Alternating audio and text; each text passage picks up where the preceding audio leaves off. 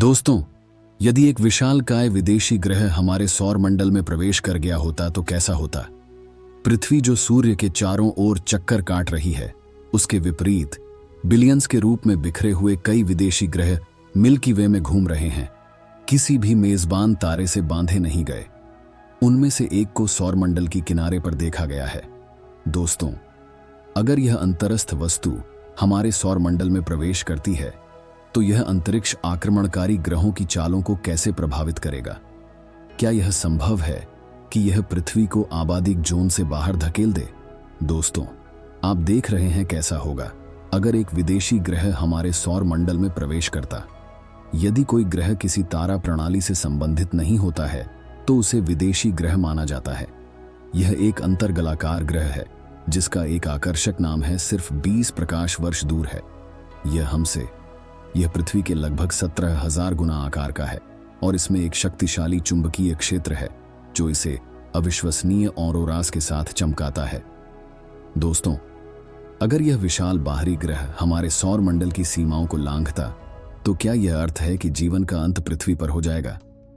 यह अंतरिक्ष आक्रमणकारी ग्रह जब हमारे सौर मंडल में आता है तो चीजें बहुत गलत हो सकती हैं। यह अनुचित ग्रह हो सकता है कि हजारों किलोमीटर प्रति सेकंड की गति से हिल रहा होगा। अगर हम इस विशाल बाहरी वस्तु के साथ एक संघर्ष दिशा में अशुभ समय में होते तो पृथ्वी पूरी तरह से नष्ट हो जाती। लेकिन चिंता न करें दोस्तों, हमारा सौर मंडल काफी बड़ा है और रोगी ग्रह के हमें एक घातक संघर्ष के बिना गुजर जाने की संभावना काफी अधिक है। इसके बजाय हमारे अंतर्गलस्थ मेहमान सौर मंडल के सभी ग्रहों के आंतरिक चक्रों को उलझाने में व्यस्त हो जाएगा, क्योंकि यह ग्रह लगभग 13 गुना बड़ा होगा जुपिटर से, जिससे अन्य ग्रहों के चक्रों को भी उल्लेखनीय बना देगा, जिसमें पृथ्वी की भी शामिल है। और यही सब बुरी खबर शुरू होती है जीवन के लिए। दोस्तों, धरती जो सूर्य के चारों ओर एक अच्छे ढंग से हैबिटेबल जोन के भीतर कानपट है, इसे ठंडा नहीं होने देता है ताकि हमारा पानी बर्फ नहीं बने, और ना ही यह वाष्पीभूत होता है और हम भी नहीं। बस सही है जब धरती की कक्षा बदल जाए और जीवन की शर्तें इतनी अच्छी नहीं रहेंगी।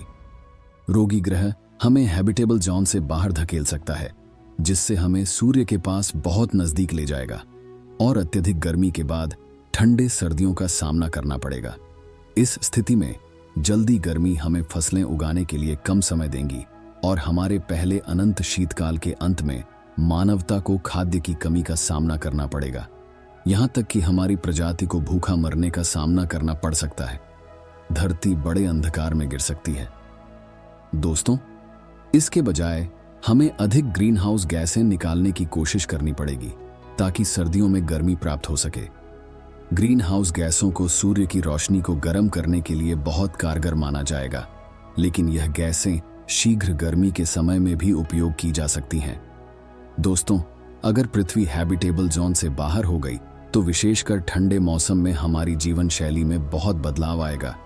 इस समय पर धरती को अधिक से अधिक ठंडा हो जाएगा और सभी पानी जमा हो जाएगा, और इसके साथ ही हम भी। इससे धरती पर जीवन का अंत हो जाएगा। हमारे लिए भाग्यशाली है कि यह ब्रह्मांड अत्यधिक विशाल है। दोस्तों, रोगी ग्रहों और हमारे गैलेक्सी के अन्य वस्तुओं के बीच में बहुत अधिक जगह है, और यह हमारी कहानी है।